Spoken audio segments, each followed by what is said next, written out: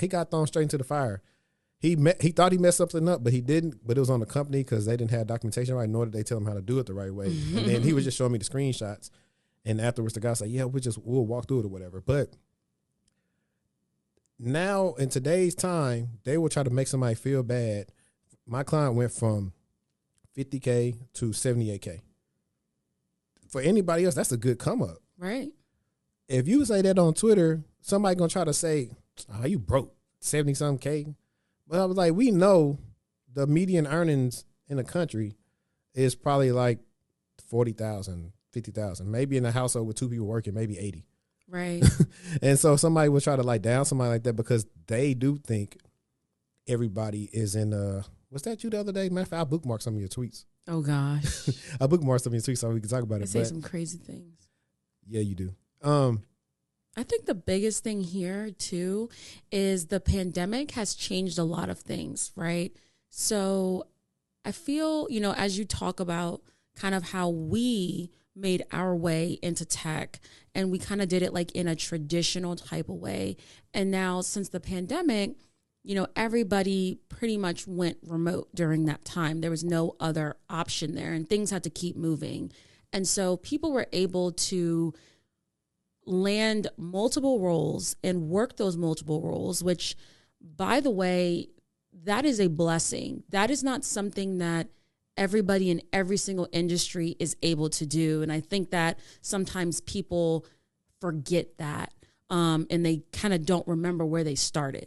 And so as they're sitting there saying, wow, 75,000 isn't a lot, and, you need to be making over 200,000, that's not everybody. A lot of people are making that money because they're working more than one job. And I think people forget that. And they paint this false narrative and picture for other people on, let's use Twitter as an example. And now everybody's feeling like, oh my God, I need to do all this stuff to reach that point. But again, you don't know what these people are really doing behind closed doors. Like you and I, we've been introduced to other people. We really know what people are doing. We may not say it, but we know. Whereas a newer person is coming on, they're going on Twitter, especially Black tech Twitter, and they're seeing these people in all this luxury stuff, right? And they're saying, oh, I make $500,000 a year. You're not making $500,000 a year from one job. Like, let's be honest, unless you are contracting, and I mean C2C, corp to corp, or you have government contracts, or you're an entrepreneur, you're not making that type of money from a W-2 like that. It's very seldom you're seeing stuff like that. So as people are consistently coming online and saying those things, they're painting a false narrative for these newer people. And these newer people are feeling like they're so far behind, they have to catch up, and they're getting desperate. They're now spending money in the wrong places. They're looking at the wrong resources. Yeah, I agree. There are only a certain amount of people that that had the experience to make salaries in the 2s or even close to the 3s. And I know some of them, and they've been doing it a while. So a while. You hear that? It's not like 2 years. Yeah. And then if they haven't been doing it as long, which I know some people haven't been doing it as long, like they probably have less than 5 years experience, their skills are elite. So I always tell people, if you do want elite pay, you need elite skills. Absolutely. Like she said, 2020, 2021, they were overhiring. That's why a lot of these people got laid off. And so people were like, what's going on with tech? No, they just overhired. A lot of companies, I did an episode where I was talking about Meta's overhiring. Mm-hmm. They just hired a lot of people because they didn't want them to go work for the other FANG companies. Exactly. So people were there just not doing anything. That's why you got the influx of the day in the life. Oh, today I just went and got my coffee. I got a spa. Yeah, the day in got life. my feet done and all that. That's why people want to do it. Oh, cool. She getting paid $200,000 and just doing that. That's why. That's why even if I start making like a lot of money, it probably would never be luxury content because, well, for one, I'm just like a simple guy. I'm a family man with kids and stuff.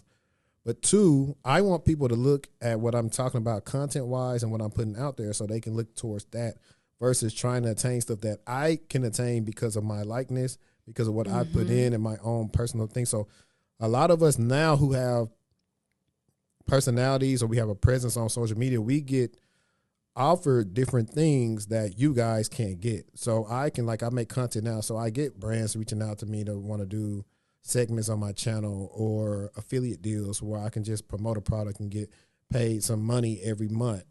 That, that's, hey, it is what it is, but I put it in the work to get there. Right. So like you said, there are people that do like different things that's done that. And then a lot of those people are forthcoming with that information. They'll say, hey, I make all this from like my job. And now when it comes to brand deals, hey, I'm making, $50,000, $40,000 a month from brand deals. So those people are actually being honest with you. And you have to respect those people. It's called transparency. And it's always a lovely thing when people are transparent. And I understand maybe not being able to put everything out there, but you really, if you want to follow people, you need to follow genuine people. You need to be able to understand if people are being honest or if they're being fake or like withholding information. Definitely. And then one of your tweets I brought up was, oh gosh, that's not bad. This was I think it was like last year. It was like, if you make 100K, you're in the top 3% of earners. I don't know if it's top 3. That was actually from a survey. Oh, really? It was. Okay. Now, but the reason why I said that is because we know everybody's not in the top 3%. That is very true. I come from a city where probably the median income might be $20,000 or $30,000. Yeah. I think the median for where I'm living currently is maybe, I think for an individual is about 50,000 or 60,000, if I'm not mistaken. And then combined about 95,000. Mm-hmm. But I think the real issue is the fact that inflation has gotten out of control. Oh my gosh. So you have no choice but to do what you have to do to survive. Exactly. And if that means doubling up, tripling up, going on your hustle, getting multiple side jobs, like, I get it. You have to do what you have to do to be able to put food on the table. Exactly. It was this TikTok I saw, and it's a guy I follow. He always breaks down boomers' theories about, they are lazy or they don't want to buy a house or they want to stay with mom. He's like, no, a lot of these people can't afford to move out. It did. So Home Alone, if people have never seen Home Alone, Kevin went to the store and used $20 to buy like laundry detergent, some crackers, some other crap he bought. So they did the same thing they showed if you would have went to the store in 2022, that same stuff would have been like $44. Then they said if you went in 2023, the same stuff a year ago that was $44 was like 70 something. It's crazy. And so this is the segment where I'm going to tell y'all to always look out for yourself. Your jobs every year are not giving most people raises that are beating inflation. They're not. But yet they will want you to stay there with a family, be loyal and all this other stuff to us. But it's like, hey, I'm having a hard time feeding my family and you want me to stay here? So I'm going to just tell you, do with the information as you may. Exactly. And move accordingly. That's what I'm going to tell you to do. Yep.